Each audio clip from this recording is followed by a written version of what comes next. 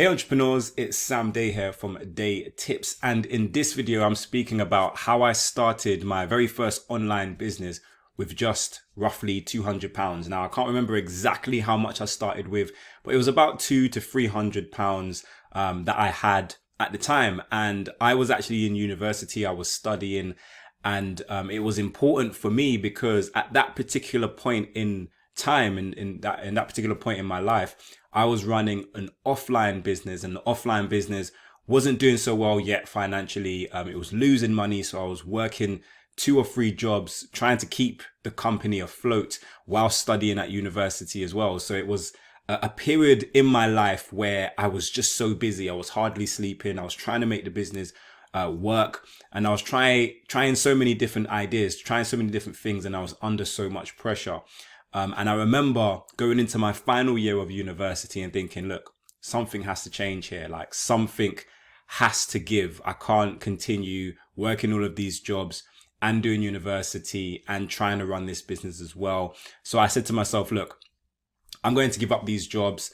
I'm going to pause the business for a year, and I'm going to focus on university. And for me anyway, I thought that, this would be a great way for me to just get my degree, to focus on my dissertation. For those of you who don't know, a dissertation is basically a really long piece of work that usually you do towards the end of your degree for university. And so I said, look, I'm gonna try and focus on that dissertation, my 3rd year of university, and then I'll pick the business back up.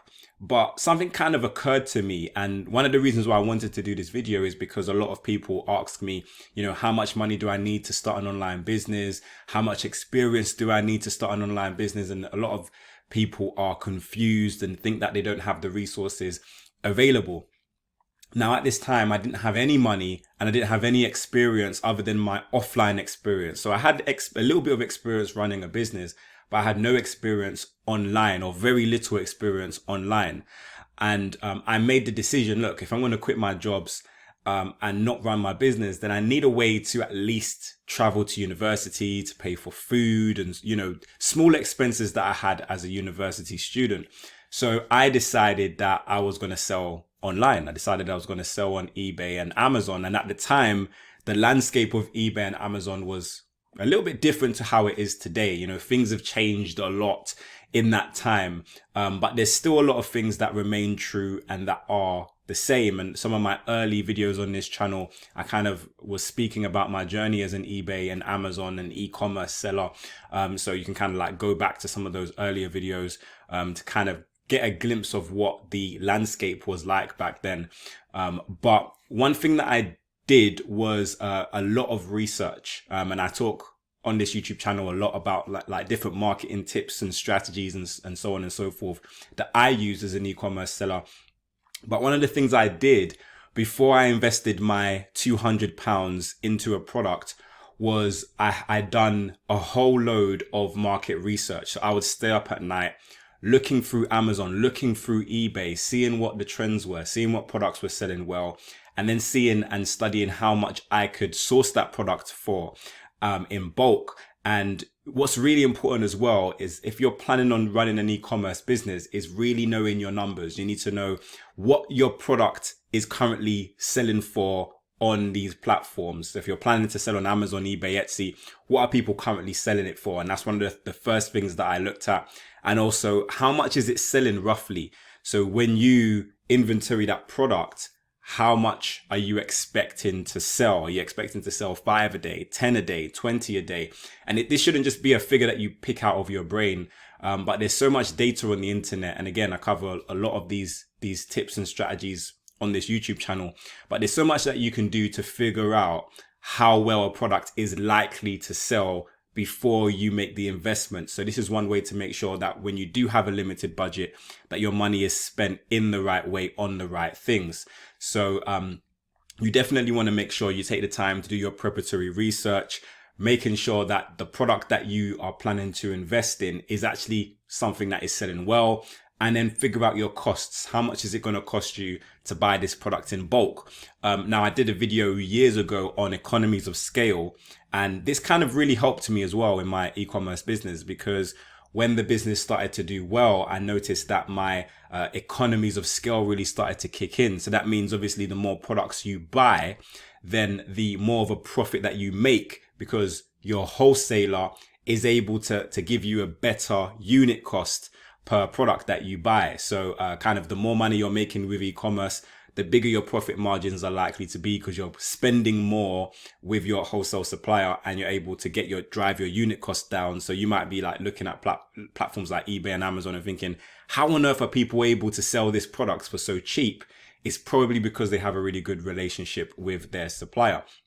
But anyway, cutting a long story short, I'd done a lot of preparatory research. I found a product that worked really well, and I'm not going to share what that product is. I know a lot of people are probably going to be asking in the comment section, but it's irrelevant. What's relevant is the fact that I found a product. Now, I was pretty lucky as well, because a lot of people with e-commerce need 10, 15, 20 or 30 products to make their first $1,000, $2,000 or pounds a month online. Whereas the product that I found had a really good profit margin. It wasn't too oversaturated, but also it was selling really well. So I was able to, more or less within my first 2 or 3 products that I researched were like this as well. So I was able to establish a really good profit margin and sell quite a lot of units early on. So within literally a few months, that 300 to 400 pound investment that I had initially put into my online business, I was making returns of 500 to 1,000 pounds a week within my e-commerce business. And again, most of that comes down to the market research that you do prior. So obviously on this channel, I speak about how to market your products. But if you have a product that is already in demand and already has quite a good profit margin, then when you have that product in stock, then selling it is fairly easy. It's a lot easier to sell a product that people actually want. So if you figure out what people want, once you put it in front of them, it's a no-brainer to them. They're going to buy it. So that's essentially how I started my first online business. And then from there, I kind of started to see the power of the internet and how you can actually make something out of nothing from the internet. And there's so much data on the internet. There's more data on the internet now than there was back then as well. So there's so many different ways to research whether or not a product is going to be profitable and to estimate how well your product is likely to do. I speak about drop shipping as well in this channel every now and again. Now it's a business model for some, but I highly recommend, if there's a big investment that you're planning to make in a product, then maybe try drop shipping that product. Platforms such as Udroppy allow you to do this seamlessly and easily. You drop ship a product for a certain period of time on your Shopify website, or if you're using another platform, then you can drop ship that product for a certain time. And you might even be drop shipping at a break even or even at a loss, just to kind of gauge how well that product is going to sell for you before you decide to invest a lot of money into buying a product in bulk and having that product in stock. So that's a really great idea and tip. And I've used that a few times as well in the past for my e-commerce business. And it's something that I recommend trying as well, especially for the more riskier investments. See if you can buy a test sample.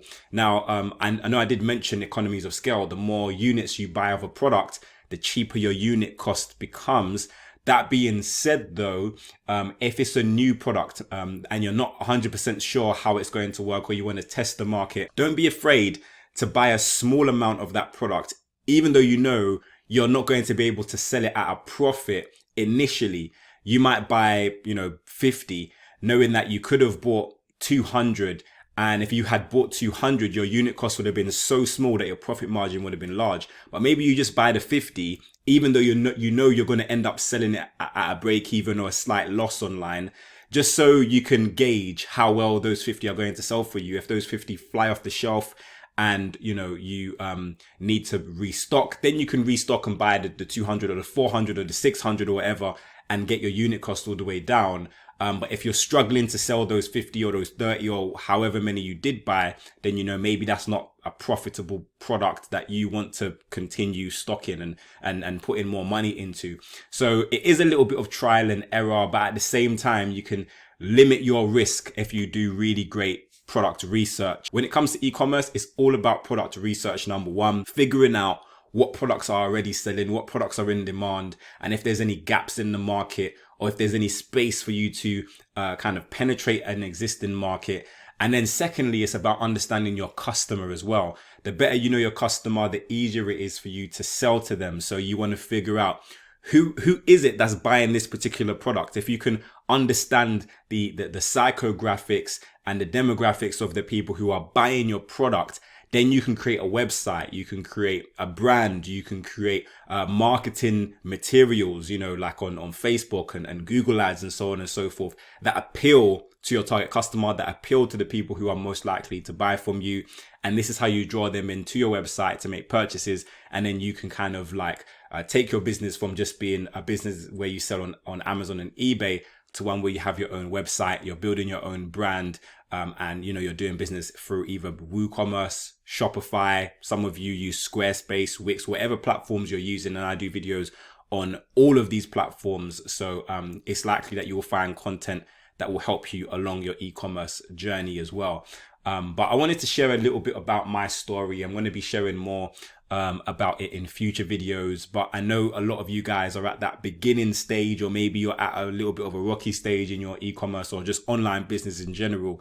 And the keys really to starting out online is to do your research, know your product, know how well it's likely to sell, and know your customers, and then take it from there. Now, I also have the formula, and I know I speak a lot about the formula. I go on about it in more or less every video, and that's because I genuinely put my heart and soul into it. And even people who I know, personal friends and family members who want to start an online business, I encourage them to read the formula as well, because that's how much I have put into it. If you're starting out and you don't really know where to go, or you want to know how to drive traffic, you want to know how to convert traffic, you want to know where to go to get your start online, then definitely download the formula. It's the free guide to generating leads and sales to your business online. As you can see, there's a copy next to me. I'll also leave a copy on this screen and in the description down below.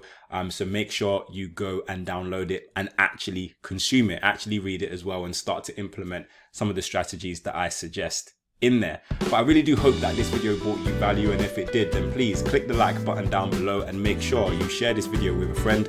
If you have any additional questions or comments, then leave them for me in the comment section.